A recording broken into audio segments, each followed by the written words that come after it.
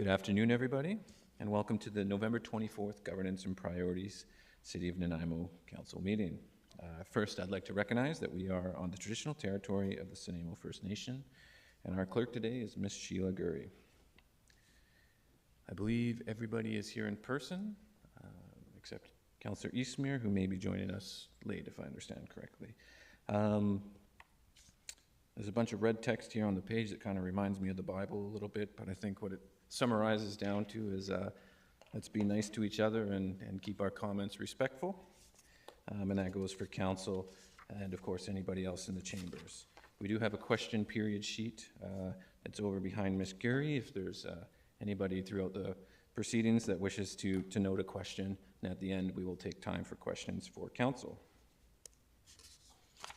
Ms. Gurry, is there any late items? Yes, thank you, Chair. The one late item we have this afternoon is the addition of the report titled Options for School Zone Regulation, and that's it. Thank you very much. Council, we would need a motion to adopt the agenda. Moved by Councillor Perino, second by Councillor Thorpe. Any discussion on that? Seeing none, we'll call the question. All those in favor? Any opposed? None opposed. Okay. We have one set of minutes for adoption as circulated.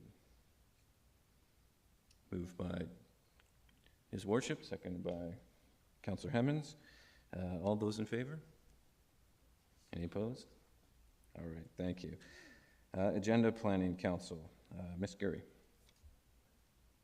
Thank you again, Chair. So on page, I think 1 of your regular agenda, or I'm not seeing it, sorry, it's not page 1, it is Page 18. Page 18 to 19 of your agenda package is the GPC upcoming topics and initiatives, and it outlines the topics that you have in your calendar for the December 8th GPC meeting, as well as the January 26th so far GPC meeting, the first one scheduled in the new year.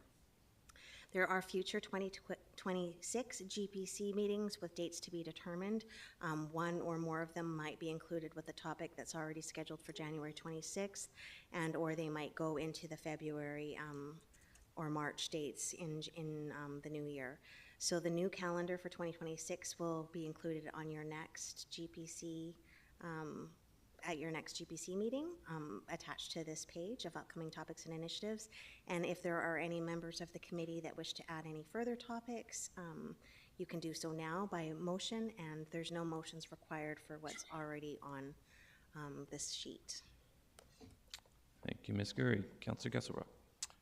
Thanks. I just was looking at the, on eScribe, I think there is the wrong sheet that was uploaded because it had wonky dates, because it had like October 27th, incentives to support city plan and Nanaimo neighborhood zero emissions vehicle. It had November 24th, implementation of the Alan Nielsen building permit function. And I'm just cross-referencing that now with what's online, and it is different.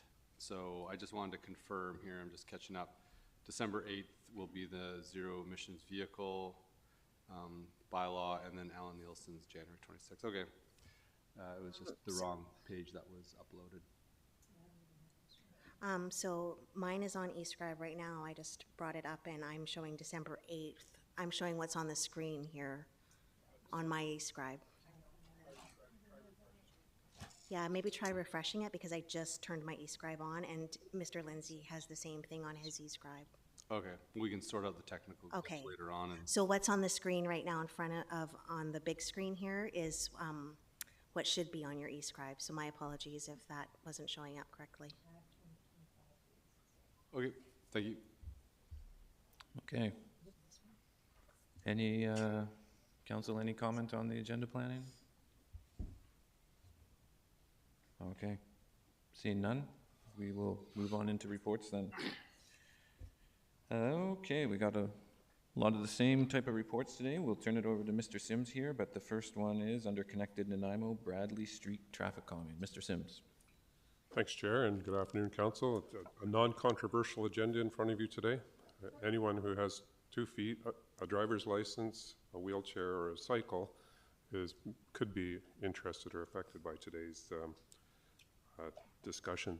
So we have essentially a good part of the transportation engineering group here today. They've all got intense interest and intense engagement in the subjects that are on your agenda. And I think we felt it's helpful to have these discussions all in one GPC rather than fragment them. And rather than me introducing each of the reports in turn, we have Fraser Ma, the city's transportation engineer, here that's authored the traffic calming side of things, and he brings quite a bit of experience and expertise to that.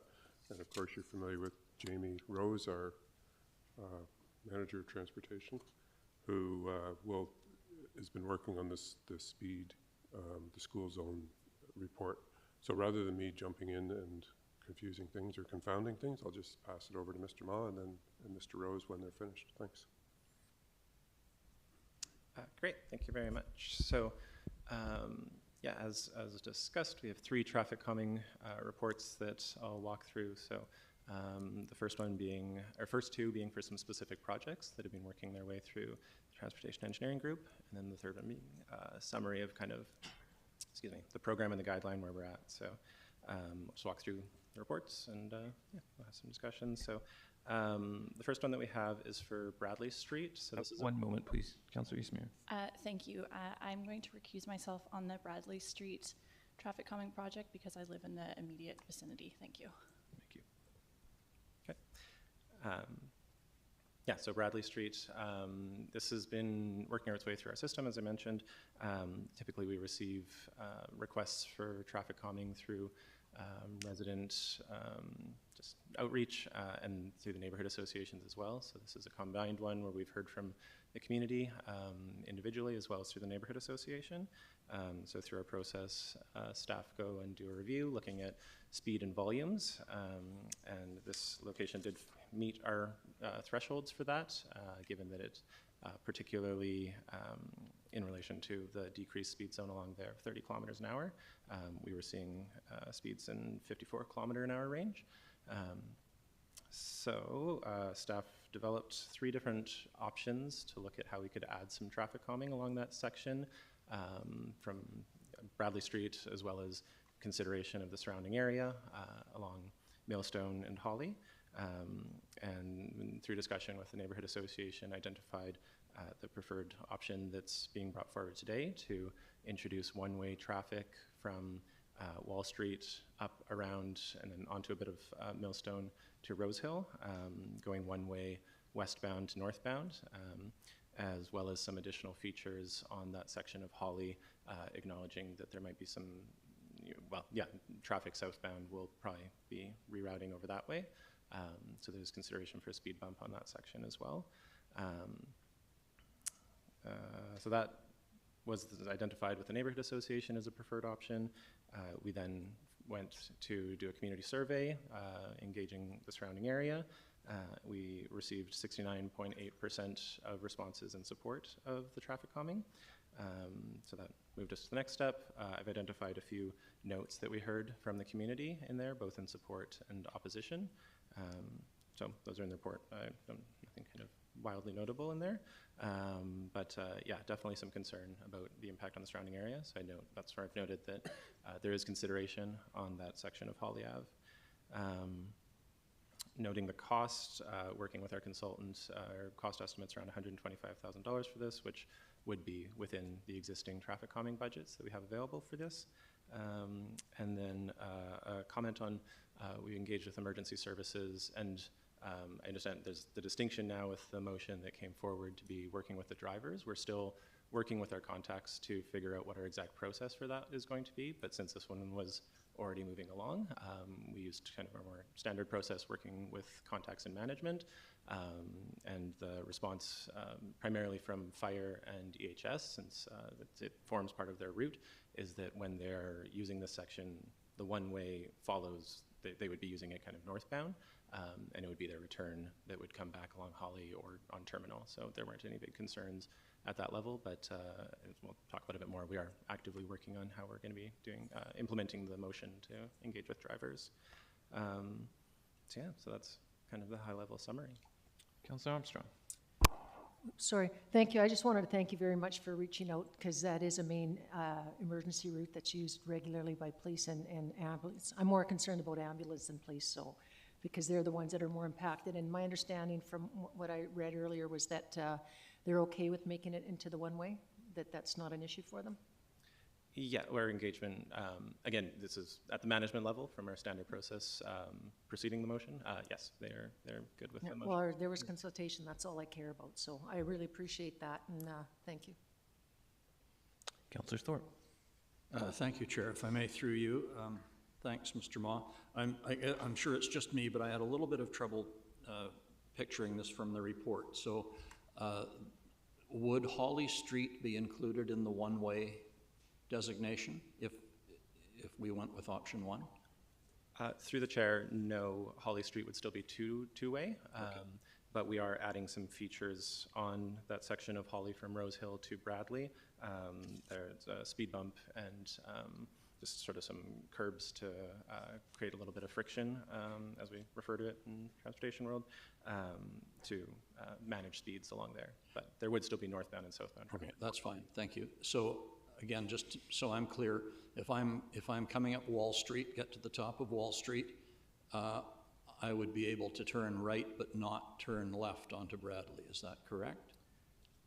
Through the chair, you would be able to go either direction. The one-way along Bradley is westbound from Wall Street towards Millstone. Okay, sorry, my sense of direction had it going the other way. So now I'm clear on that. Thank you.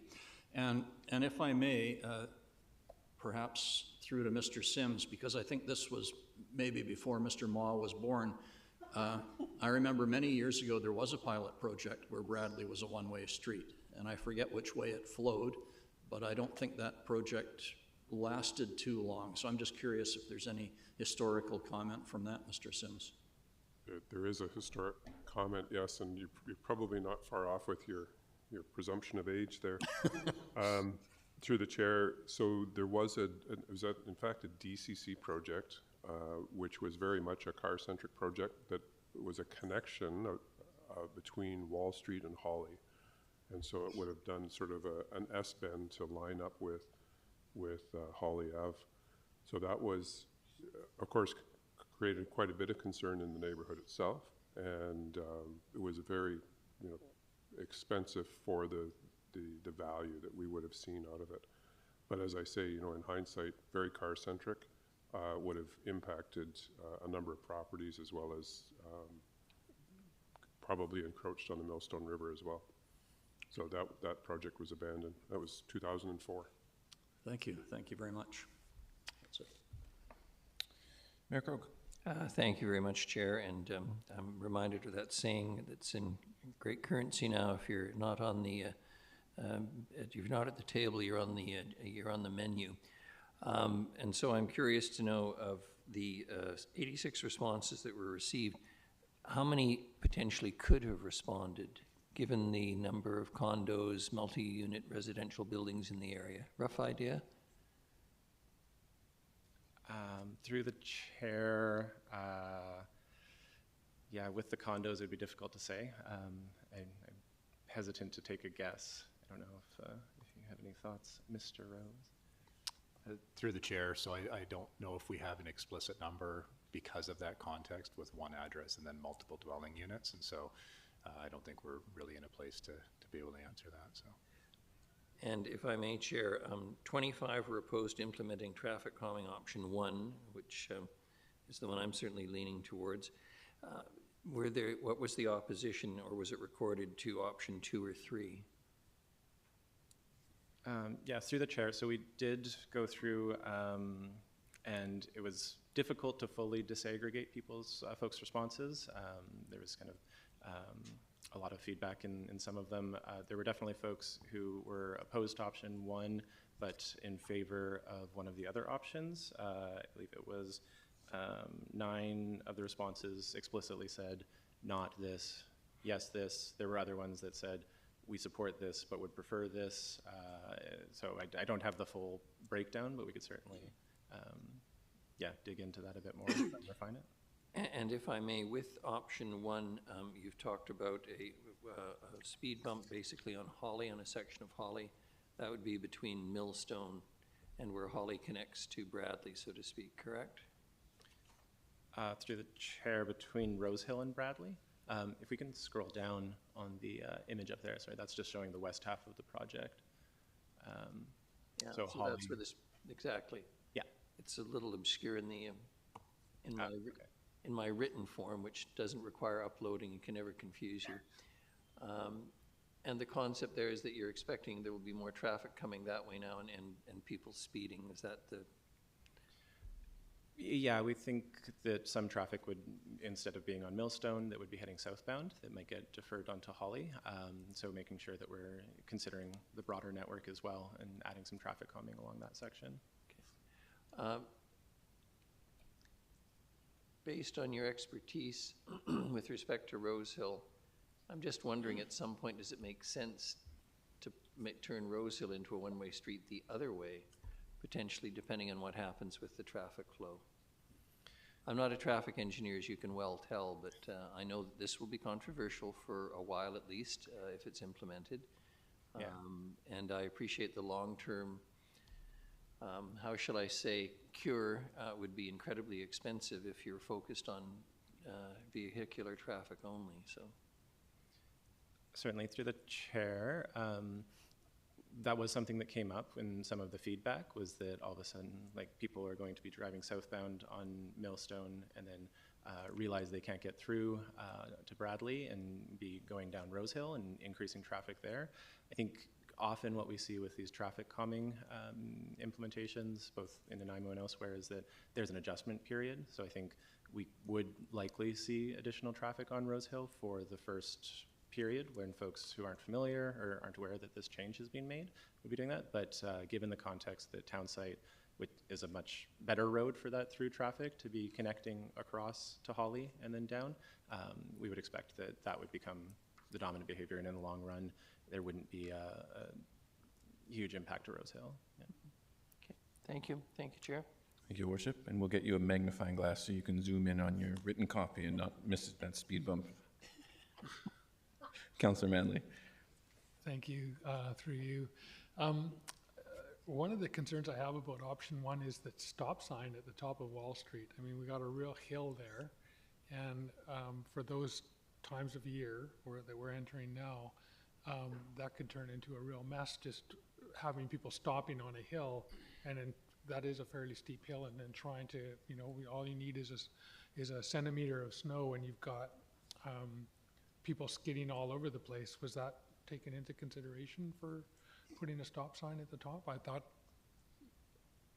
that was one of the reasons why there wasn't a stop sign at the top, really, because there's not a lot of top of the hill space there. Yeah, through the chair, we were looking at that kind of consideration. Yeah, sorry. I guess I'm trying to think through, because we certainly took that into consideration in the design. We're limited in terms of how we can kind of thoroughly model that, so it would be a concern. It's something that we would want to monitor. Maybe I'll invite, I don't know if Mr. Rose, you have any background on the configuration of that intersection there in the existing format? Through the chair, so I think that that is something that would have been considered as part of the design. And I think the question kind of lands with how much queuing we expect to see, which when we're making sort of broader scale pattern changes could have a different effect on how many people actually choose to use this route. And so the approach we're taking with a lot of the aspects of this are put it in play and monitor. And so if we do continue to see like a growth or queuing of that or something of that nature, then we can respond to it accordingly. Okay. Was there any consultation with people living on the other side of the river and the park? Because a lot of people in the old city use this as a route to get over to Terminal Park and to, you know, the strip malls over on that side, rather than going down to Stewart. And it is a fairly direct route, Millstone to Georgia Avenue, and then down onto Terminal. Through the chair, just to clarify, you mean kind of south of Bowen? Is that- Yeah, Yeah, we didn't engage with residents directly. We did, the survey went out to kind of up to town site and I think about a block to the east and the west of the area. But I think in kind of looking at it, there would still be the ability to make full movements through there. It would be, you know, I think part of the intent of the traffic calming is that folks have to go a bit slower in making those movements. So yeah, but being able to kind of proceed northbound along Bradley or Holly, and then southbound along Holly, it would still be able to get through there. and then in terms of like a multi-use path, I see that's been added to Bradley. Has it been studied, like looking at extending the ENN across it's not really a trestle, it's a fillway there? I know it's fairly narrow in points, but has that been examined for, because that would be the ideal, is to extend the ENN straight across alongside the tracks for walking and cycling, so people aren't going downhill and uphill. I think I can probably weigh in on that. To the chair, the short answer is no. Long answer is it is a very idyllic crossing point. And so there are unfortunately some very narrow kind of ridge lines when you get to the midpoint. And so widening it out to accommodate some side, like a path on the side, would be either extremely costly or very challenging for other reasons. And so I think that some of the mapping that you would have seen last week with the updates to city plan kind of indicated our current vision for where the primary and secondary active transportation routes could navigate through this neighborhood. So I think in an ideal world that would be a great corridor, but it's not particularly easy to achieve right now. It's challenging, yeah. Yeah, I think I'm more in favor of option 2 and just trying to calm traffic through this area. I like having the crosswalk where it is at the end of Bradley, because there is an entrance to the park there, and that is one of those corners that can be kind of hard to navigate. Having walked through there a lot myself, when I'm cycling, Wall Street isn't an option I have ever enjoyed. I'd rather go west and take the trail through the park, or go down through the other side by the I guess, I can't remember, Caledonia Park or whatever it is there. So yeah, option 2 would be the one I would prefer to see. I think that the one way is going to cause a lot of consternation. Councillor Manley, I think we have a few more questions from council for staff, and then we'll get into some debate. Okay, thanks. Councillor Hemmings? Thank you, Chair. First, I think it's been answered, but I just want confirmation that the 1 block radius in which we would distribute the survey would have included Rose Hill. Through the chair, yes. Okay. It went up to town site. Great. I imagine the people on Rose Hill have a different opinion than the people on Bradley Street about option 1. And I just want to kind of broad overview. So in the neighborhood support documentation, the Bradley Street neighborhood has said, please ask us, please continue with traffic calming, and please check in with us. We did. We indicated that this is actually a good project for traffic calming. We created some designs. We went back to the neighborhood. We asked, and just less than 70% gave their support for this one-way street. Okay. And it can be accommodated within our current budget. So all of that makes sense and is great. I have a bigger question though, and that's about how we're choosing our traffic calming projects writ large. Why was Bradley Street chosen over, say, improvements in the South End, say, over improvements in Stevenson Point? How do we come to finding ourselves talking about Bradley Street in particular? Yeah, absolutely. Through the chair, so that kind of is a spoiler for our third Yes. conversation. But currently, the way that our process works, we are receiving a huge number of traffic calming requests. We're generally speaking working through them as we've received them, kind of chronologically, with obviously consideration for any when we're collecting the data, if there's a huge glaring risk, then that's taken into account. But for lack of a detailed prioritization matrix, which is what we're hoping to work towards, yeah, we've been working through them chronologically as they've been received and taken into the process. Okay, thank you for that. I knew this was going to come up in report number 3, but I also think it impacts my vote here because I kind of want to know what the landscape looks like. Okay, I'm just going to sit on that one. One last question, if I may. I just want to confirm, going back to Councillor Armstrong, the consultation we did with Nanaimo Fire Rescue, we would have done regardless. It's just that we've now said we actually checked in with them and we're looking at a process to check in with individual drivers, correct? The process is not implemented in this report. Through the chair, that's correct. We've been using our kind of standard with working with management, but yeah, and working with them to figure out the process for implementing the motion or for engaging with drivers. Okay, thank you. Councillor Armstrong. Just to clarify that point, I don't really care about the fire department as much as the ambulance, because as the ambulance said, they're going code 3 both directions. Fire's usually only going one way. And it's the patients I'm concerned about sitting in the ambulance that may have to wait an extra minute, sometimes 2 minutes, et cetera. But my question is, going back to this plan, because I do share the concerns of Councillor Manley about putting in that stop sign going up the hill, watching people slide, having seen that happen numerous times in the past. But that's an easy fix if we start getting numerous complaints in or we start to see an increase in accidents, would just be removed, correct? Through the chair, yes, we could remove that. I think the main consideration coming to my mind is the impact of changing things kind of back and forth and how that impacts drivers' anticipations and behaviors. So always our goal is to, do the thing that makes the most sense from the get-go. But yeah, that would be able to be removed for sure. Yeah, because my concern is, and I agree, like it is a very steep hill, and I've watched people even just thinking they have to stop, slide backwards. So, and then my second question is, I just want to make sure I'm confirming that it's going to be Bradley Street will be going westbound, correct? And then where does the one-way takes effect at? Oh crap! What's that street? I can't even see it. The one where we're putting in the new stop sign, right? You could still come down. Okay. Yeah, thank you. Yeah, thank you. When it comes time, I'll be voting in favor of option 1, especially as that's what the ambulance prefers. Councillor Hemmons. Thank you again. Yeah, I indicate my support for option number 1. I want to return to the first come, first serve conversation though.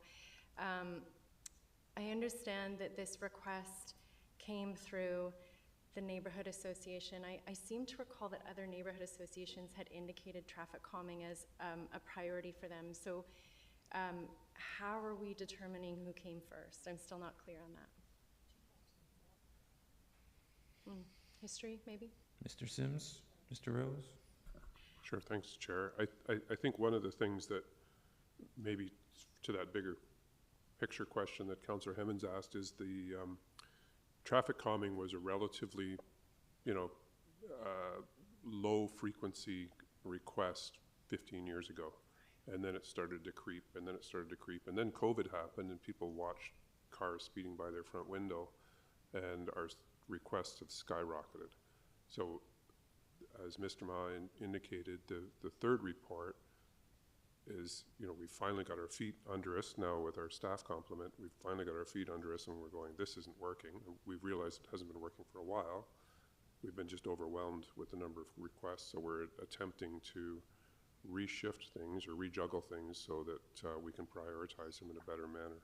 And so that's really the intent of the third report. Okay. So I heard that further work is to be done on that. Is that accurate? I'm sorry? Sorry, further work to kind of tease out our strategy of how we're going to choose where priority projects go. Did I hear that correctly? Yes, that's correct. Okay. So it's similar to the pedestrian prioritization tool. We'll use other data inputs to prioritize traffic calming. So it won't be on a first come, first served. Okay, thank you. I'll just indicate I was surprised in the report that we've had 8 complaints from residents related to concerns about road design and driver behavior on Bradley Street since 2023. So I 100% support traffic calming. I actually think it gives us, it's a really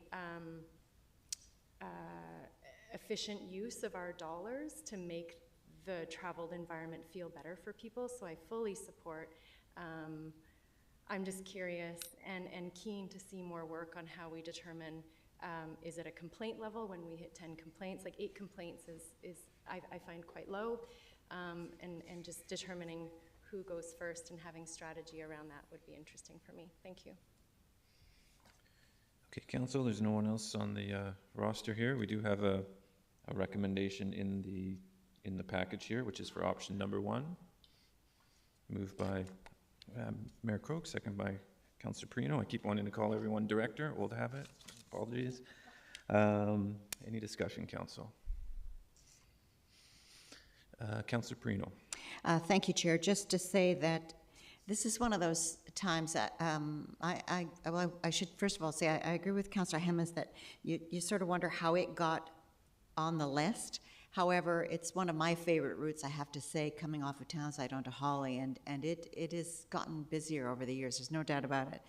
But for me, what makes me want to vote for option 1 is the fact that 60 were in support.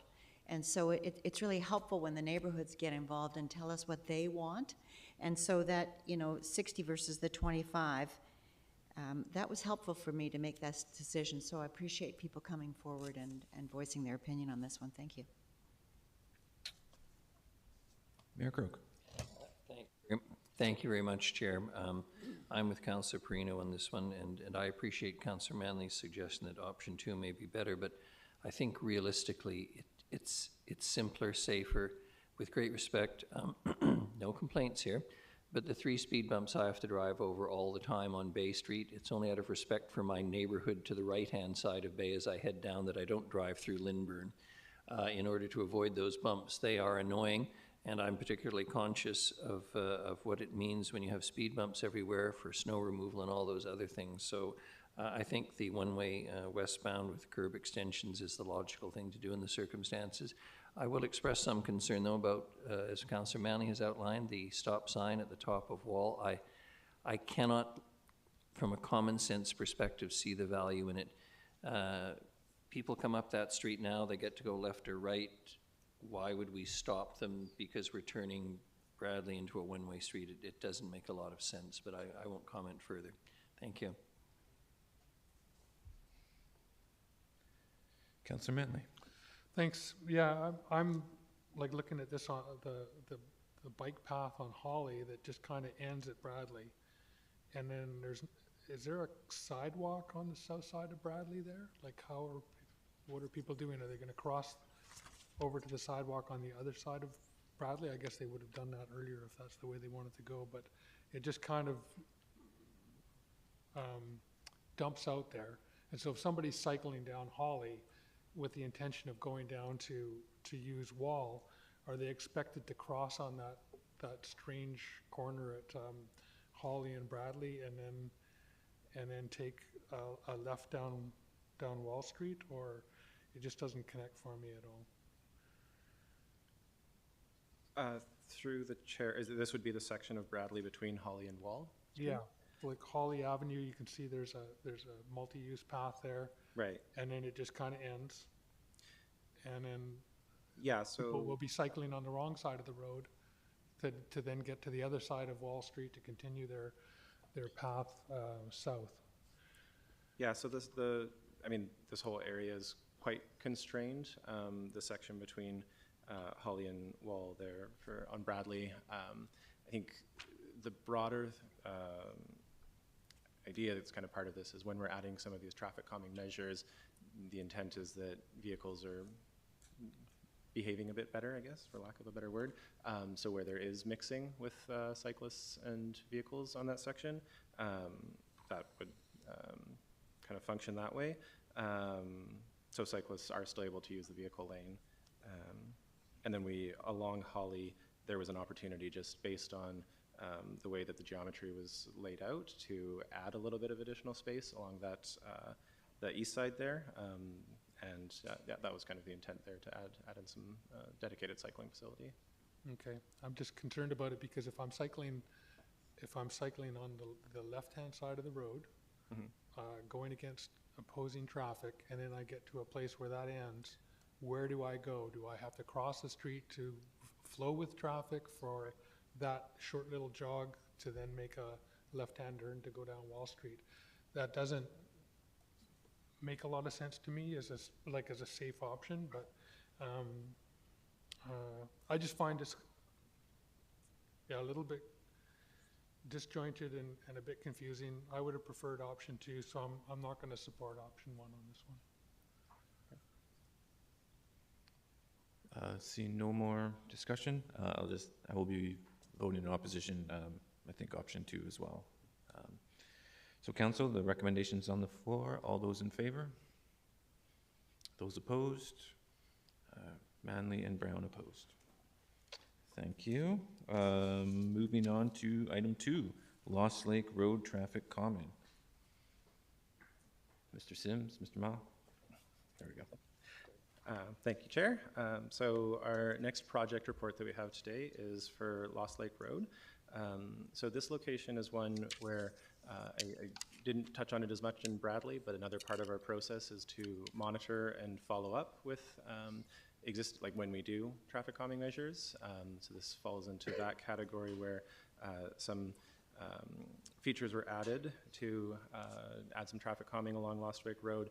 In our follow-up monitoring, it was found that speeds were still above our thresholds in some cases, with 57 kilometers an hour being set with the relative to the 50 kilometer an hour toasted speed zone. So as part of the follow-up, we've worked with the Neighborhood Association to develop this sort of phase 2, I guess, to add some additional speed humps along that specific section where we're still seeing high speeds. So this one, again, followed a similar process where we developed that concept, went out to the community. In this case, there was 61.4% support, and again, captured some of the feedback. I think one note in this section, it is a difficult area for introducing new pedestrian infrastructure. So I know that's something we've heard from the Neighborhood Association, but the slopes kind of on either side, the existing drainage ditches definitely present challenges. So as part of the traffic calming program, fortunately we don't have a lot of that in this concept, but it's definitely something we're still hearing from the Neighborhood Association that we're exploring. For the cost estimate for the speed humps that are proposed here, it's at $50,000. And similarly, we went through kind of our standard process for engagement with emergency services, and there weren't any concerns here. There's no transit routes on this section of Lost Lake Road. But yeah, this is, again, we're following kind of what we've done in the past while we're working out what process we'll be doing to work with them to get feedback from drivers. So we haven't gotten direct feedback in that regard on this report. So that's the high-level overview. Thank you. Council, any questions for staff? Yes. Councilor Perino? Thank you, Chair, and through you, I'm just wondering if Mr. Mall can answer. Can you just explain to me what is the red triangle? What is that? I'm just wondering. Yeah, apologies. So the existing features are highlighted there in the plan view. Yep. So that's what was done kind of in the phase 1, and that yellow, or that, sorry, the red yield sign there is a small traffic circle that was placed at that intersection. Okay. Yeah. Okay, I know the area, okay. Because when you come to go, so I guess I'm trying to think north, right? When you come around there and you go north, man, it's narrow in there. And when you come across and down, it is really, really tight in there. Just past the Lost Lake area, the actual lake area. It is really narrow in there. So there's nothing other than the speed bump that you're suggesting. Is that right? Wow. That's correct. Yeah. Okay. Because that's the area for me that's, having lived on that street, I know how fast it can be, and I think the improvements are important, but more is better. I agree. Thank you. Councilor Armstrong? Thank you. My question goes to, there was the request for the cement blocks in certain areas. Has that been looked at? Because, like, I agree, having driven that road, you know, frequently, and it's now being used even more because of the new subdivisions. There is just no place for some people to walk in safety. So is there any way that those could be used to mitigate walking at all, or is it just, I see Mr. Rose shaking his head no, so. Sorry, I'm going to involuntarily dive on this through the chair. I've walked that corridor a couple of times, once explicitly with the neighborhood association. And there's little, maybe 1 or 2 parcel frontages where we could eke something in. It wouldn't come anywhere near close to meeting any sort of a standard. And especially when you kind of consider the width that those concrete barriers take up just on their own, it doesn't leave any room for actual pedestrian mobility. So, you know, we've looked at a lot of different kind of make-do scenarios, and it's just unachievable. Thank you. That's why I always find this kind of funny, because we're always talking about narrowing roads, slow traffic down, yet we know in a lot of roads it actually doesn't. Thank you. Councillor Eastmere. Thank you. Just sharing some questions I received from members of what's now the former Lost Lake Neighborhood Association. There was a request for a 3-way stop sign at Tanya and Lost Lake because of considerable traffic coming down Tanya and attempting to turn onto Lost Lake on a fairly blind corner. What would be the response to the potential for a 3-way stop sign there? Through the chair, we didn't, do you remember getting that? Maybe I'll just toss it back because I don't remember that one coming up in the scoping of this. So through the chair, so 3-way stops are kind of unique beasts, and if they're not used in the correct context, they can actually create a considerably more dangerous situation than not having them at all. And the reason that is because if you've got a T intersection with very little traffic coming from the leg of the T, which in this case would be Tanya Drive, then drivers on the main road will habituate to just ignoring the stop sign. And so they will then end up getting caught blind when a car actually does come out of there and they've just rolled the stop sign or worse. And so at some point in time, it's quite reasonable to think that the volumes on Tanya Drive will get to that point of creating fairly equitable traffic, but they're not there yet. So it would not be advisable to include that as part of this work. Thank you. Another point, if I may. There was a note about the traffic medians on, I'm sorry, is it Hikebran and Smoky Crescent, making it increasingly dangerous for pedestrians because it's narrowing the road, and so pedestrians already have little space to walk, and then the cars are slowing down, but they're moving over, like, further to the side of the road because of the medians, and so it's slowing traffic, but it's also giving pedestrians less breathing room in that area.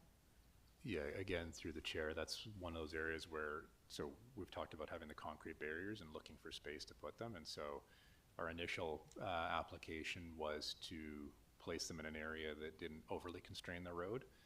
But I think what we're going to have to do is actually move them away from the intersection and shrink the lanes further to actually create a space for the pedestrians on the off-street side of the barriers. So just acknowledging, though, that it does further shrink the travel lanes. So it's something to be aware of as we do this. Thank you. And is there also any intention to place bollards to narrow the road at the intersection of Lost Lake and Vandernook?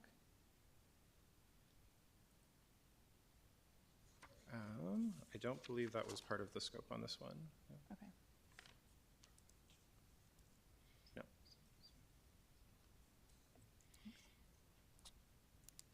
Councillor Manley.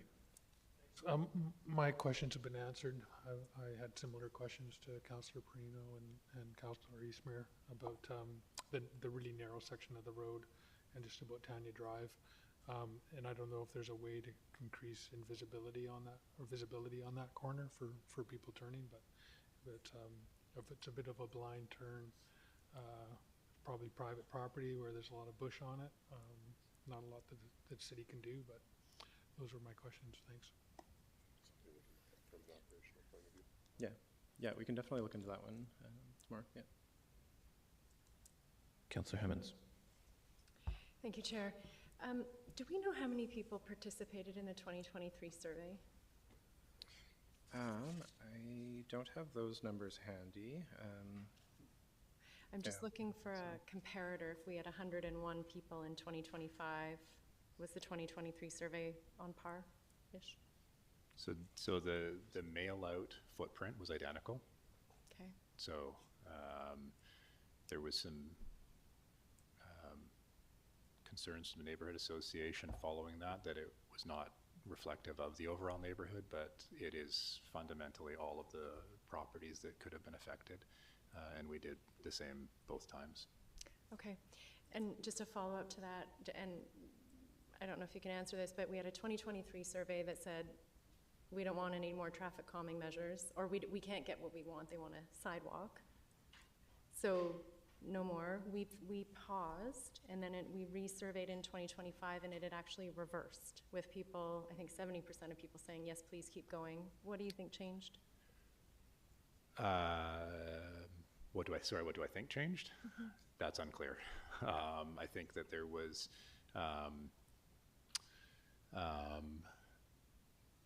possibly some acknowledgement that the desire for expanded pedestrian facilities was really not a viable option. So there may have been some people that were kind of leaning more towards no more traffic calming, but please more pedestrian facilities, that sort of swung and acknowledged that that's not a viable option. So slowing vehicles down at least makes it slightly less uncomfortable. I think the neighborhood association at the time was also quite active in trying to promote speed reduction. And so there may have been a little bit more community engagement at that point in time, but these are all speculative thoughts. I knew. Thank you very much. Okay, I do have a couple questions. My first question is, the scope has continually been maintained for just this section of the road, but excludes Vandernook and ultimately the three-way intersection of Vandernook and Rutherford. And I'm just curious, why have we never taken a more comprehensive look at that? Sorry, just to confirm, like, why we're not kind of including that whole section down to Rutherford? Correct, because at the time the original survey went out, there was folks that wanted to contribute, but they were outside the scope area and were ultimately left out of that conversation. And so I'm just curious, why has the scope continually only been for this section of road rather than looking at it more holistically? Yeah, so I don't know, and feel free to jump. Okay, he was here for the first part. Sorry, I'm the up-and-coming historian here. So I think that it's, when this was originally brought to the table, it was fundamentally under speed on Lost Lake Road. And I think sort of bleeding onto that area and the intersection of Rutherford and Vandernook kind of trends away from traffic calming and sort of what was being told to us as the highest priority problem, and into more of a complete mobility conversation. And so I think that, just to sort of sidebar a little bit, that intersection we're sort of anticipating looking at in future when the corridor, there's a significant water main that's going to be coming through in the future, and that's the opportunity to revisit that intersection as a whole and look at ways to reduce crossing distances and things of that nature. And so it's hard to not to say that it's not traffic calming, but it's not the explicit traffic calming that was brought to our attention. Okay, and my second question is, if phase one had never occurred and we were looking at this brand new, would we still be making these recommendations? In the context of like the full scope that's being proposed? Correct, yeah. So phase one never happened. We know what we know now. It's a blank slate. Would we be saying, let's carry on with this, or would we be saying, hey, let's not do any intervention? I think just if the question is, would we say that this wasn't a viable option? I don't necessarily think so. I think that, we're constant. There's a lot of I guess just uncertainty in terms of how some of these traffic calming measures play out. So it is a bit of kind of monitoring and making these tweaks as it's required. Yeah. Okay, and I have one last question. And I used to live on this street, so I know within like, it almost seemed like the first month, the bollards that were put in were basically ran over. And so I think some people would say, well, they're not working. I would argue differently and say, well, people just realized they could run them over and remove them themselves. So my question is, when we put in interventions like that, why don't we use steel or concrete?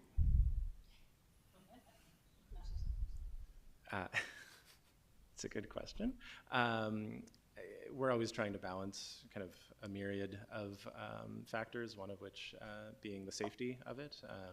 You know, with respect to the intent to try and add features that add that friction and try to slow people down without necessarily directly making things a crash risk. There's certainly that goes into it, but we're open to committee direction.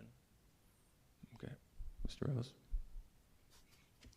Sure, I think, again, I'm kind of getting into the spoiler alert topic here, but you know, generally speaking with traffic calming, we want to start small and build as needed. And I think to your point, we learned that something more substantive would carry through with the intent.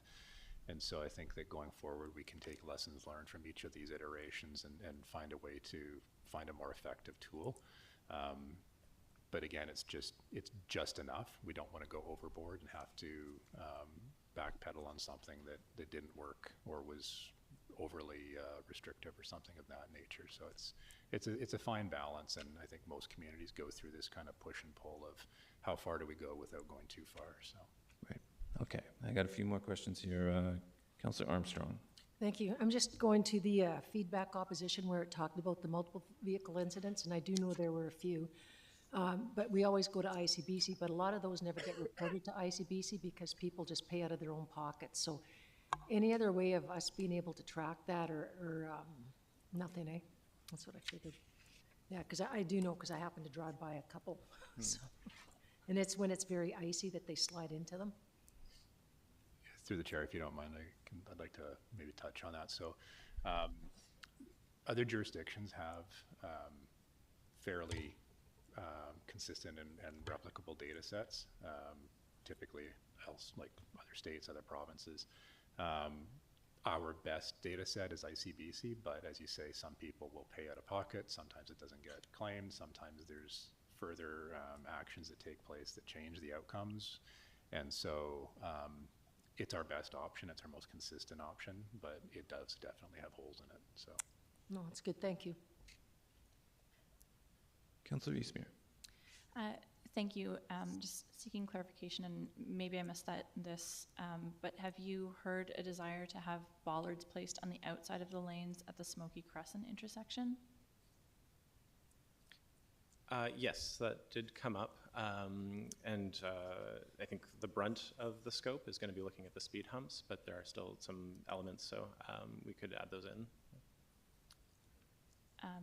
So you're saying we could add those in. Is that something that you would want council direction on today in order to include? Because I'm happy to make an amendment to include that. Process-wise, if that, yeah. I think Mr. Rose is ready to jump in. Sorry, I was going to continue jumping in here. I don't think we need council direction on that. I think that's something that we can just incorporate into it. It's the more sort of consequential changes of the speed humps that we're looking for direction on. So if we didn't provide that direction today, it would be included? We can include that, yes. Okay. I think the question is, we could include it or we will include it. We will include it if council would like us to, but I don't think it requires a full adjustment to the recommendation. Chair, I think it's really about the incremental approach. So trying the humps, seeing how that goes. If we move a little bit, if we're not seeing quite an effect, we can try the bollards.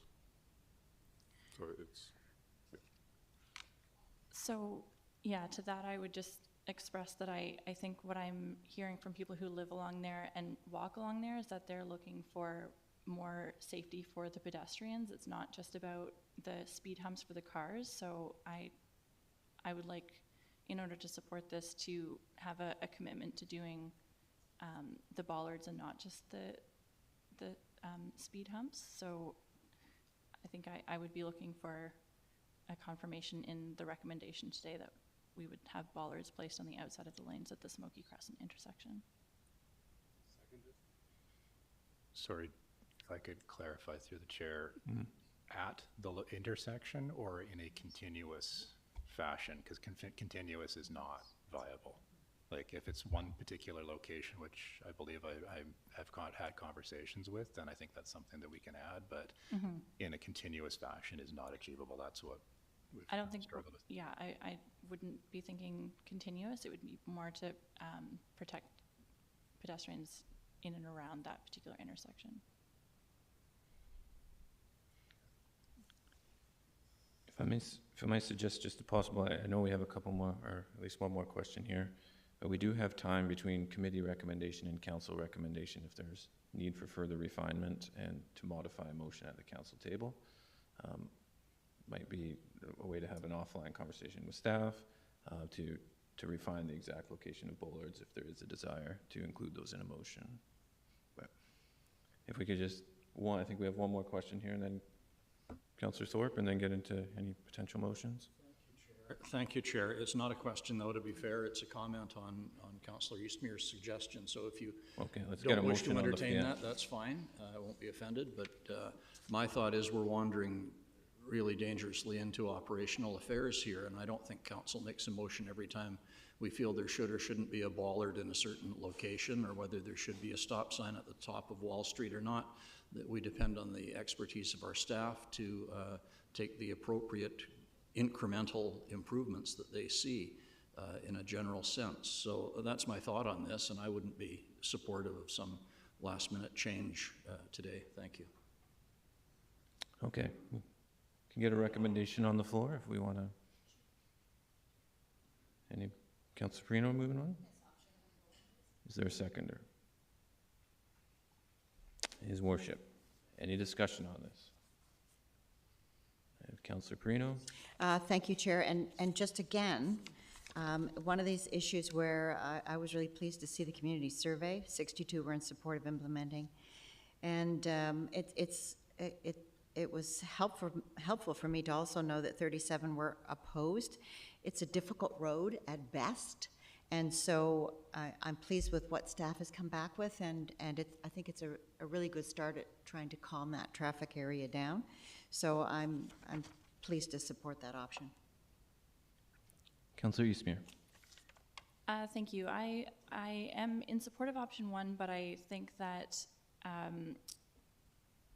what I really want to also see from this is not just a focus on traffic calming, but of additional infrastructure to better protect the pedestrians along here, because I think that's the biggest thing that I've heard from people living in this neighborhood is that they don't feel safe walking along the road. And it's not just because cars are going fast, it's because there's no infrastructure along the side of the road to make sure that cars aren't using the shoulder, or because we know that sidewalks aren't possible. And so I think the GPC stage for me is where I would like to include a recommendation around using bollards as part of the safety strategy in this area. I'm going to need a specific amendment if we have one here. So were there other areas that you were considering using bollards that we were going to take a wait and see approach other than around the Smoky Crescent intersection? To staff, thank you. No, I don't think anything came up in specific. Any thoughts? Mr. Rose, are you hitting a button? Yeah, okay.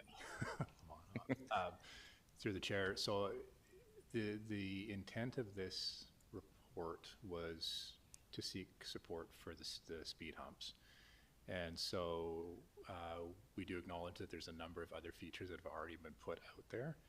And just to be perfectly honest, I'm trying to drive the corridor in my mind right now, and believe that Spokey Crescent is where the concrete barriers already are they not?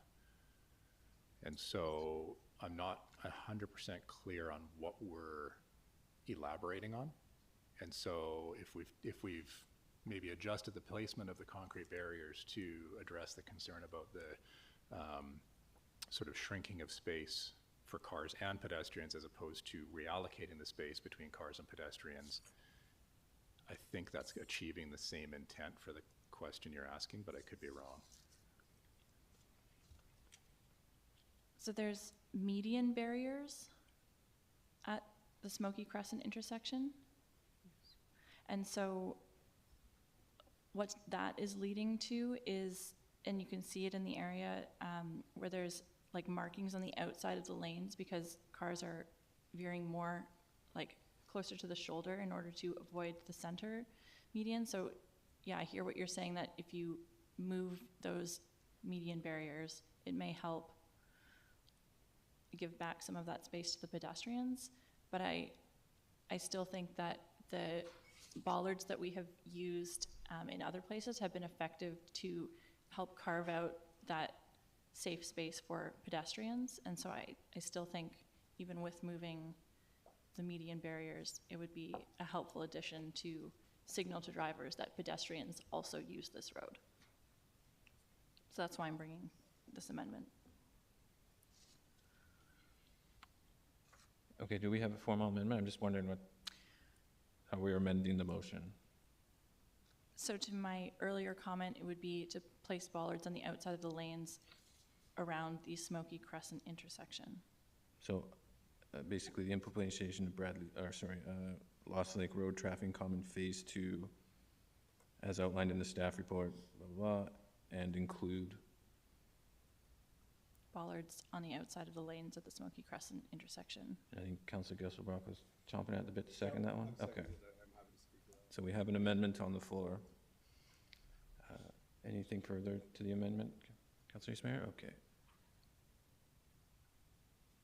Mayor Croak. Thank you very much, Chair, and I appreciate Councilor Eastmeyer and Councilor Gesselbrock's support for responding to specific concerns for the neighborhood, but this really is, as Councillor Thorpe has suggested already, getting down into the weeds and operational matters. Look, let's be candid about this. This reminds me of I won't tell you the whole story, but a newly elected president of a South American country some decades ago said there are two kinds of problems in the world, those that are soluble, those that are insoluble, and those which will solve themselves over time, and he could do nothing about either. This is an insoluble problem. This is a road that was never designed to have sidewalks. It was never constructed with that in mind. It was never built. And solving the safety issues for the neighbors who wish to walk on this road, and Lord knows I wouldn't want to walk on it, is never going to be possible unless we expropriate a whole bunch of land and widen the road and put in sidewalks. So from my respectful viewpoint is we go with what the staff is recommending. They are the experts. I trust that they are doing the best they can with the challenging geography of and location of this road, and us trying to figure out where a bollard goes just isn't, frankly, in our wheelhouse. So I won't be supporting the amendment. Councilor Gesselbrock. Thank you, Chair, through you.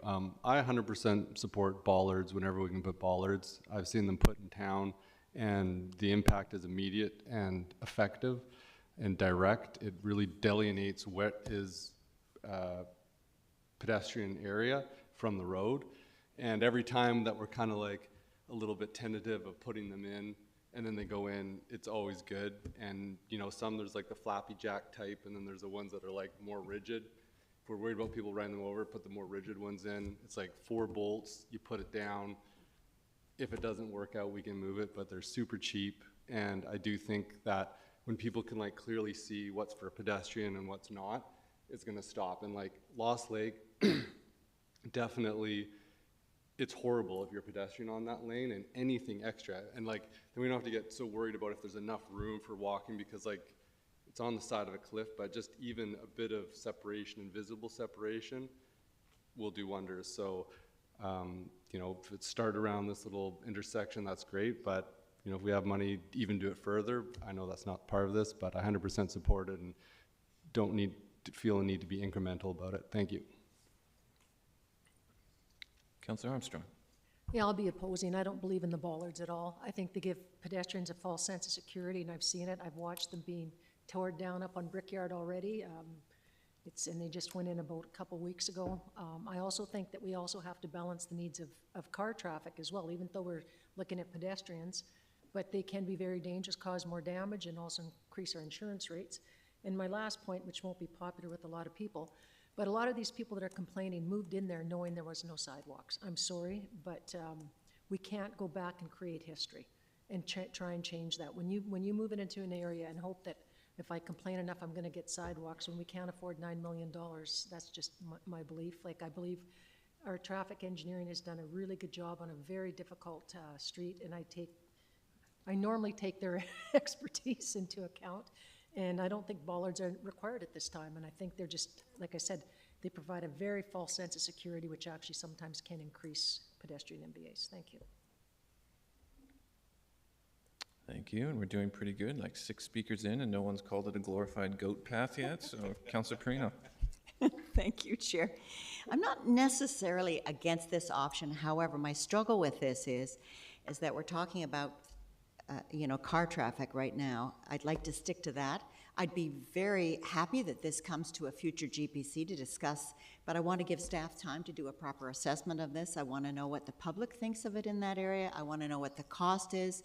To just on the fly put this as part of the main motion I'm struggling with, I can't support. That's not to say that if it does come through staff at a future GPC, I might very much be in favor, but I want a full assessment done of the why and the cost and let's face it, there's plenty of time. It's the winter. We're not going to be doing that kind of work until the spring, so let's make it happen at the right time. Councillor Hemmens. Thank you, Chair. Could I just have staff restate, do we have concrete barriers there? At the location that Councillor Eastmere is speaking of, did I hear you say that we have concrete barriers there? Yes, through the chair. There's concrete median barriers that were put in, so median being on the center line, just to kind of add some friction for vehicles there, that were part of the phase 1, yes. And if this motion passed, which side of the concrete barriers would the bollards go on? So the idea would be that they would go along kind of the white line on the shoulder to constrain vehicles from deflecting into the shoulder itself when to steer clear of the median barriers there. Just to clarify, Councillor Eastmere, sorry, Councillor Hemmens, I think it's in the middle, the center lane. Thank you. Ben's bringing me up to speed here. Appreciate both of you. Do we have a cost on bollards? Like, to Councillor Perino's point, if this passes, is this a negligible cost? Yeah, I don't expect it to be huge. Like, we could do like 3 on each side for each of the median barriers there. So maybe adding another 6,000-ish, 6,000 to 8,000, I think, barriers. Is that correct-ish? Current? It's okay. That's enough information for me. I'm actually going to support this because I agree about bleeding into operations, but I also really respect that Councillor Eastmere has stayed in close contact with the neighbors living immediately by and has brought this forward to us. And 6 bollards is not a negligible cost, but it's also in the context of traffic calming. I think it's doable, and on a road that we all recognize is really difficult. I wish, just some feedback, I wish this had come at council so I could go back and drive and take a closer look. But I'm gonna support it. Thank you. I would just add, there's lots of time between now and council to drive and look and. I plan to. Thank you, Chair. No worries. Councillor Thorpe. Thanks, Chair. No, I'm not going to support this, and in fact, I really object to this. I think we're well off topic. Well, not well off topic, but we're off the intent of this report that's in front of us, which is on traffic calming. And now we're spending a lot of time debating an ad hoc idea at a specific location relating to pedestrian safety. I'm all in favor of pedestrian safety, and I would be very supportive of another staff report at a future GPC on options for improving pedestrian safety on this very challenging piece of road. But to do it at this point, spur of the moment, which is not the intent of the report or the decision-making today, I can't accept, aside from the fact that it is operational. But I totally agree with the comments made by Councillor Perino, and I can't really add much to those. So I'm sorry, today I can't support this. Thanks. Councillor Gesselbach. Okay. Councillor Manley. Thank you very much. Traffic calming is 100% about pedestrian safety. That's why we're here. And I appreciate Councillor Eastmere keeping in touch with the neighborhood, and the folks in that neighborhood have been clear that they want more pedestrian safety, and that's the objective of this exercise. So I'm going to support this. Thank you. I have one question through to staff, and I acknowledge we're just going to be voting on the amendment here before considering the main motion or as amended. But my question is, I think fundamentally at the end of the day here, it's not about bollards per se. It's about, like, there's a little bit of a geometry issue with, right now the median is in the center line, and it's causing cars to obviously feel constricted. And so if council passed this motion today, between now and council, would you be able to provide that information if it's just basically non-viable? There's not enough space to go median, travel lane, bollard, enough space for actual people to walk. Thanks, Chair. I think we can get an email out to council between now and then for sure. Thank you. Okay. In that regard, I will support this motion. Thank you. Or the amendment. So no further speakers. We'll vote on the amendment. All those in favor? Councillor Eastmere, Gesselbrock, Hemmens, Brown, and Manley in favor of the amendment, and those opposed, His Worship, Councillor Perino, Councillor Thorpe, and Councillor Armstrong. The motion as moved, or the amendment as moved has succeeded, and so now will be debate or vote on the main motion as amended. Seeing no one, Perino. Sorry, Chair. Just a quick question. If we're going to have staff give us a further update, you're saying at the next council meeting, am I hearing that correctly? From now, we're just at committee here, so from now until Yes, of course. council, Yes. the viability of the proposal, staff said they would be Okay. able to. Is it possible to add in that I'd like to know what the cost is, because we were a bit iffy on the 6,000, so it'd be nice to know. As Councillor Hammond said, it's not insubstantial, but, you know, if it's less, great. If it's more, we might need to discuss it further. Thank you so much. Thank you. Green. Okay, council, let's be kind to each other here. I don't think the amendment was out of order, so we are here to talk about traffic calming, and traffic calming is also done for pedestrians, so I think we're in the realm of acceptability here. Seeing no further speakers, I will call the question. All those in favor? Armstrong, Eastmere, Gesselbrock, Hemmens, Brown, everybody's in favor. All right. I was expecting some dissent there, but there we go. Okay. Mr. Sims, back to you to quarterback this one. Traffic calming program update. Okay. Yeah. Thank you, Chair. So as we've alluded to a couple times in this conversation, the third report that we have is just a bit of a discussion of our traffic calming program. So, you know, I think a lot of what we've talked about is that there's been a significant uptake in demand for traffic calming throughout the city. I've outlined in this kind of information report for discussion that staff are having a difficult time kind of keeping up essentially at the end of the day with the number of requests that we're receiving. So I kind of spoke through how our process is for receiving concerns from staff, from residents and neighborhood associations, as well as ones that staff identify internally where there's concerns. Transportation engineering goes out and does an analysis to determine whether or not the area meets our thresholds for concerns, and then we kind of walk through the concept development, community engagement, and then bring it to council and then implement it. Yeah, in the report, we flagged some of the concerns that have been coming up. So we're getting that demand, we're getting increasing growth and density. As we see, Nanaimo has unique topography that can make it quite difficult and expensive in some areas to be doing meaningful traffic calming. Related to that is sort of some of the historic car-centric nature of our neighborhoods that have created constraints, cost always being a challenge that we see.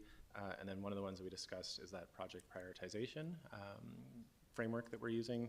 Currently, it's kind of, we're working through them chronologically, barring any glaring errors. So, and then, yeah, sort of, you know, the ever-present navigating kind of differing opinions within the community can add challenges to the process.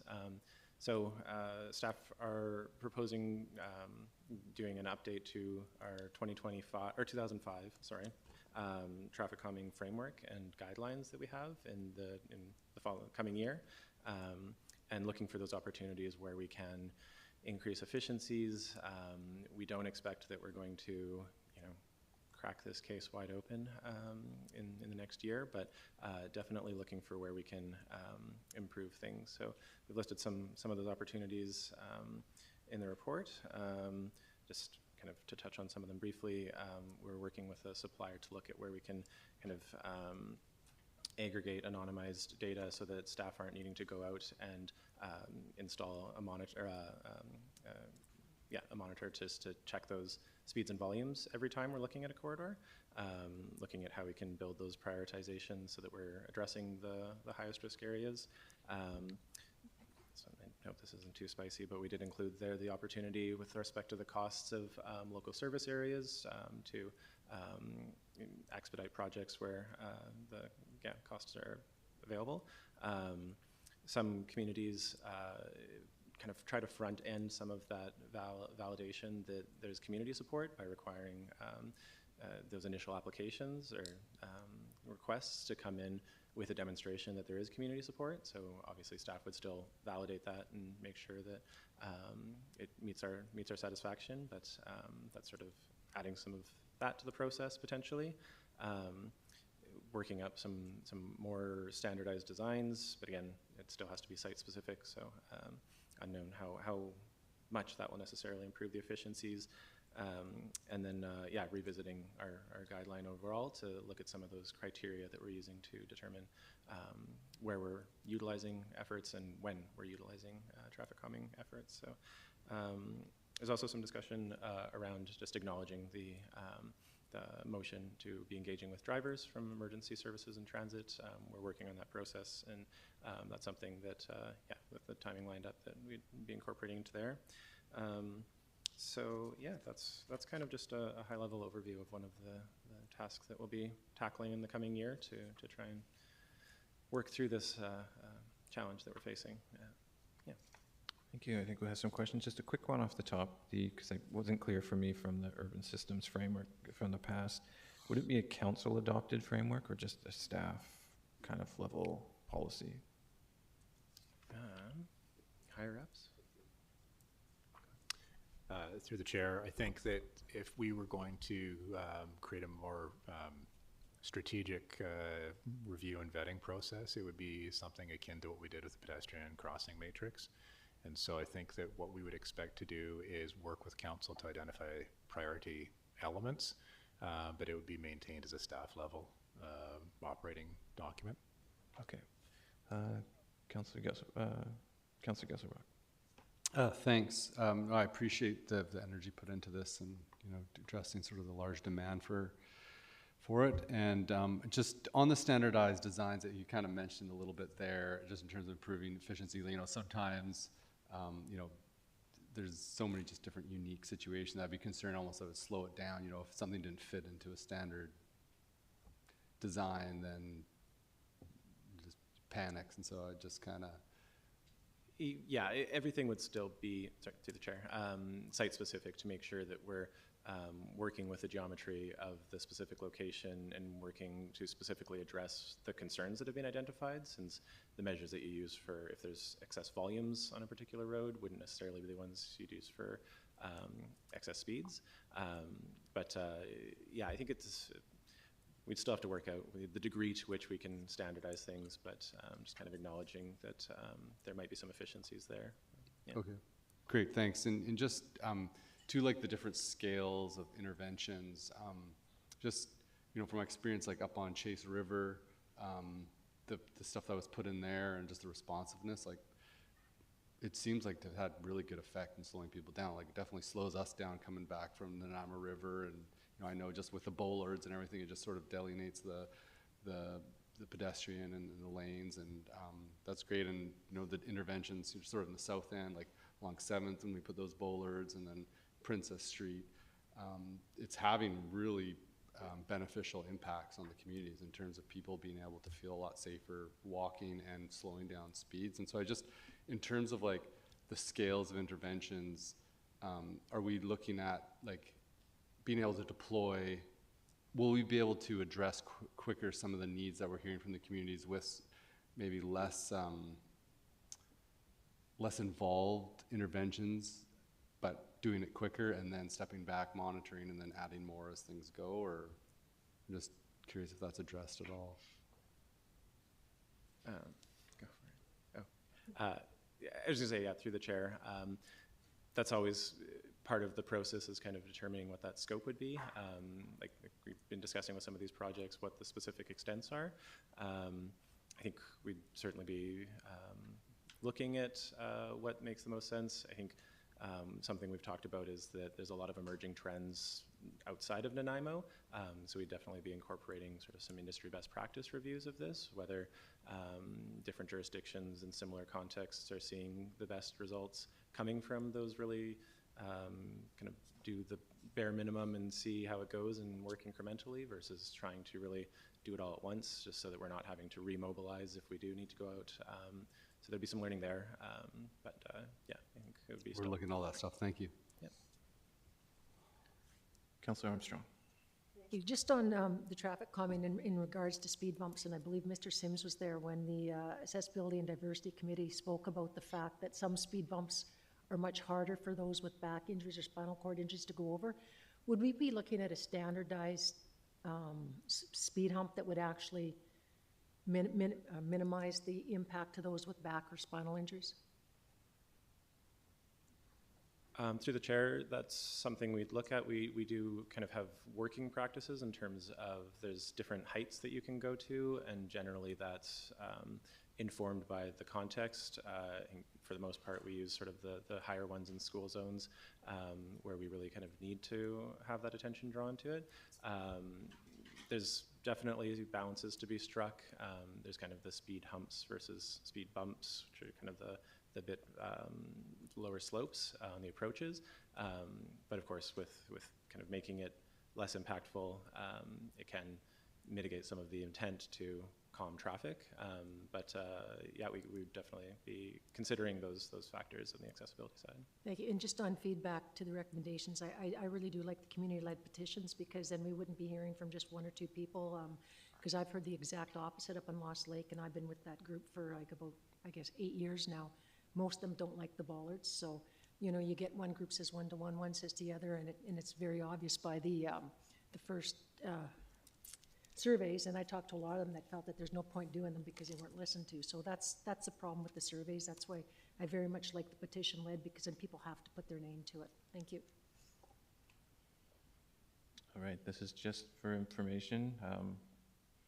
I would just note sort of a cautionary note, actually. I like everything in there, but local service agreements, I think there's a really important equity piece that needs to be kind of treaded on carefully, because I think you can really see this sometimes with school packs, where some neighborhoods, due to the type of neighborhood they are, can have a much more robust pack, much more funded, and I would hate to see that kind of get realized in hardened infrastructure in the city. Council, any other items on this one? Okay, finally, options for school zone regulation. Mr. Sims? Thanks, Chair. Appreciate it. I think this is a challenging topic, as you might guess from the report. And so we've really tried to respond to Council's motion around the enforceability of the original. Almost 2 years ago, we were in front of you talking about the potential to make them enforceable, and the suggestion at that time was a policy, let's just go with the Motor Vehicle Act and then have called the broader area a school area zone, or whatever terminology we'd use.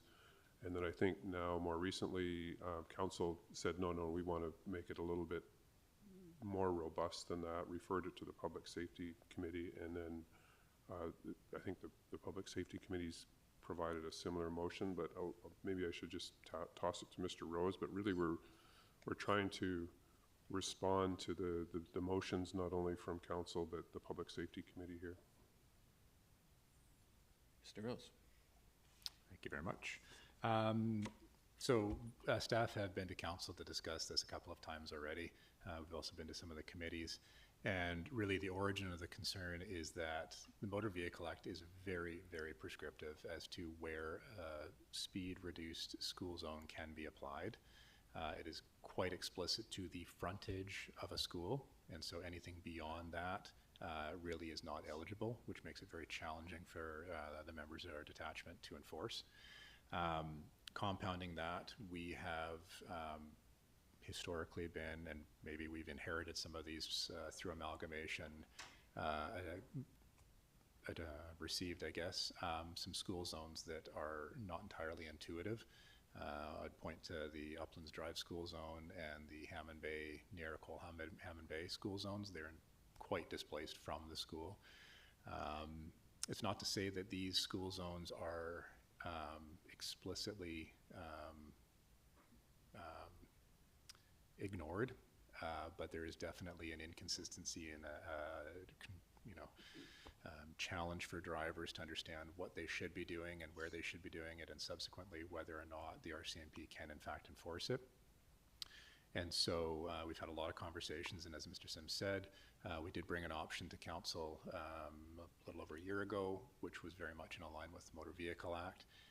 And it was a matrix that was derived from a lot of best practices on when to provide warning signs, when to provide speed warning signs, or when to actually apply a speed reduction. That was subsequently taken to the Public Safety Committee, and we heard very clearly that there's actually a much greater concern for creating safe schools, safe being slower speed streets within the entire catchment of a school. Context was for vulnerable road users in high-risk areas. And so staff went back and looked again, what kind of resonates with city plan and with this feedback we've been getting, and what also can provide our CMP members with the tools they need to enforce this and to sort of make good on the demonstration of the signage. And so staff have brought three options to the table. The first two are a little bit nuanced in their difference. The option that we're recommending is to present basically a 400-meter zone around schools where we're going to look at reducing speed limits to 30 kilometers per hour. I think that generally speaking, there's a view that local roads, neighborhood streets around schools probably are very suitable for 30-kilometer speed limits. The question is some of our collector class roads. Nanaimo has quite a varied behavior and character to our collector class roads. We could look at one end where we've got Hammond Bay Road, where as we look at something like Howard and Second, those are both collector class roads, but they're completely different contexts and completely different characters. And so with option one, what we would propose to do is bring forward some bylaws to council for consideration, which would clearly outline the details of each explicit school. And so one quick reminder or note, within the Motor Vehicle Act, staff through the Traffic and Highway bylaw have the power to enact a school zone because it is defined under the Motor Vehicle Act, whereas a area-based speed limit reduction actually has to be approved through council bylaw. And so we can do a blanket with different schedules for each location, or we could do individual bylaw per school type of thing. But as I was saying, option one would have us bring back probably bundles or clusters of schools with a bit of a background and discussion on each school, why we think it should be this footprint and why we believe that this is the appropriate application for further discussion and application. It would be a little bit more time consuming. I think that the first batch would come forward to council sometime in the late spring for sort of execution through the summer and then commissioning for the 26-27 school year. There are a number of schools, I think, that are fairly straightforward and cut and dried. The next batch would be sort of the next more complicated locations where it's not quite as intuitive as to how, say, the collector class road should be treated. Should Departure Bay in front of Solaire remain as it is with some sort of a speed reduction on it, or should it be returned to a 50-kilometer-per-hour speed limit? And so that would require a bit more discussion. This image that you've got on screen right now is a bit of a depiction for Cinnabar Valley. The circle's a 400-meter radius. The green area is sort of the catchment that we would see as being a walkable area for students, and would recommend having the reduced speed limits within that, with the blue lines identifying the collector class roads, which might require a little bit more discussion. Option 2 would be a bit more of a expedient but blunt force exercise, where staff would bring forward a bylaw with attachments potentially for all schools, with the expectation that they would be in power for the 26-27 school year. I'm not sure if there would be the sort of capacity and time to have that more fulsome discussion. And in our report, we've recommended including collector roads. And so that's just to get it in, get the speeds down, and move forward. Then option 3 is generally following the Motor Vehicle Act, which is a fairly bare bones approach. And I don't know if I can maybe sneak forward here. And so, for example, Cinnabar, this is what you would see. You'd see the green lines are the school zone with the 30K speed limit, and then the orange would just be warning signs advising drivers that they're in the vicinity of a school.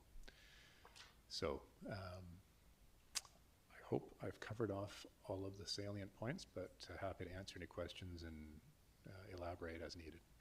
Thanks, Mr. Rose. Council, if there's any additional questions for staff, let's get to them, and then we'll see about getting a motion on the floor. Councillor Armstrong. Well, thank you. I think this is an excellent report, and I think it's... Oh, sorry. Thank you. I think this is an excellent report, and I think it really addresses a lot of the issues that the community is looking at. So I think your first option is great. Thank you. Councillor Perino. Thank you, Chair. Likewise, I like option 1 as well.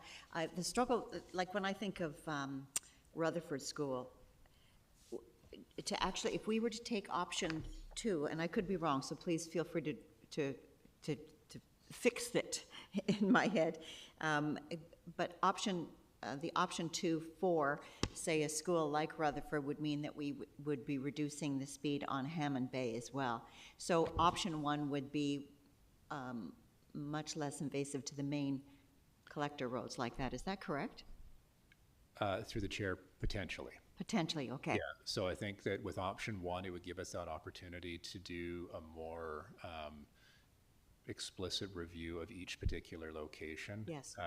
And seek some guidance from council on whether this collector road or that collector road should have a speed reduction on it or not. Right. Being mindful that those speed reductions would be 24-hour speed reductions. It would not just be the school time reductions. Good answered my question. Thank you so much.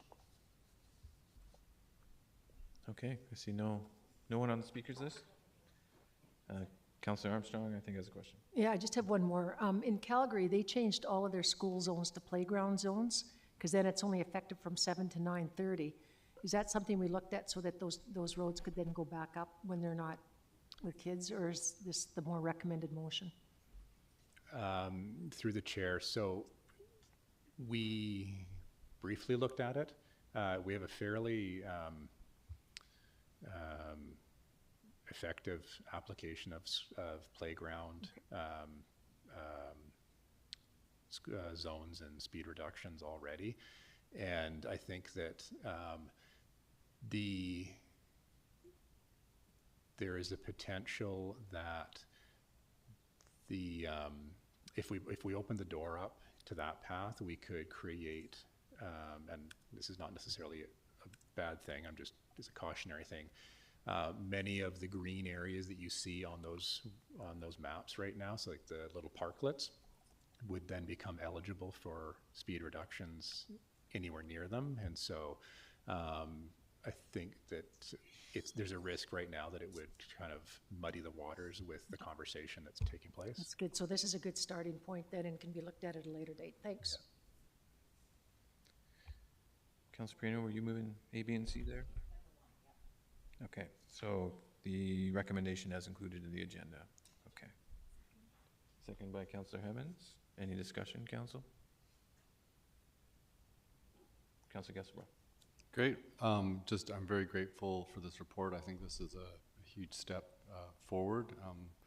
Just looking over our OCP, and we have that goal, like Vision Zero, for 0 fatalities and injuries around car-people interactions. And I think a lot of people in the community were asking for this reduction, especially around schools, and I think it'll make just the whole space around there safer.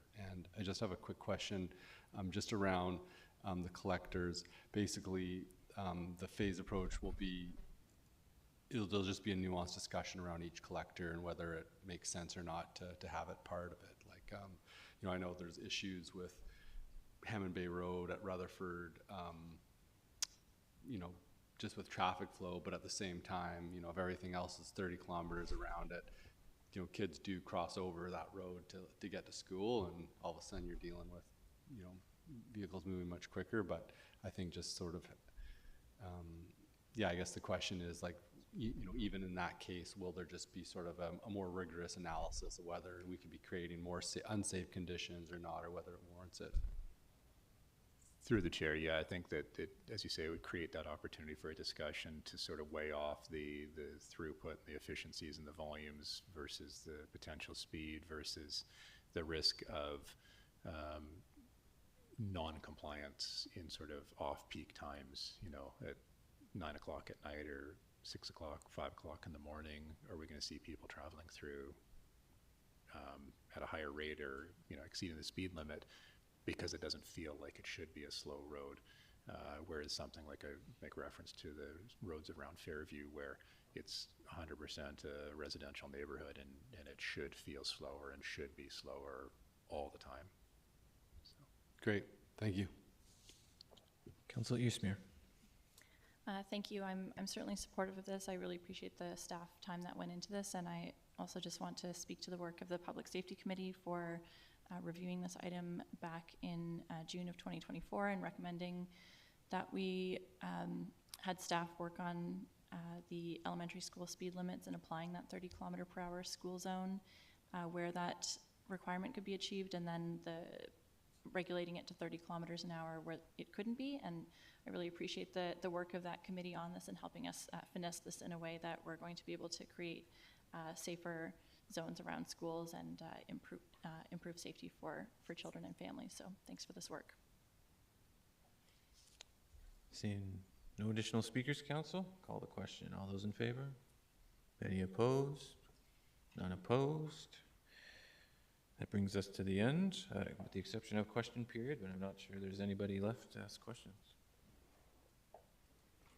No questions, so motion to adjourn. Moved by Councilor Perino, second by His Worship. All those in favor? Any opposed? Thank you, Council. Thank you, staff.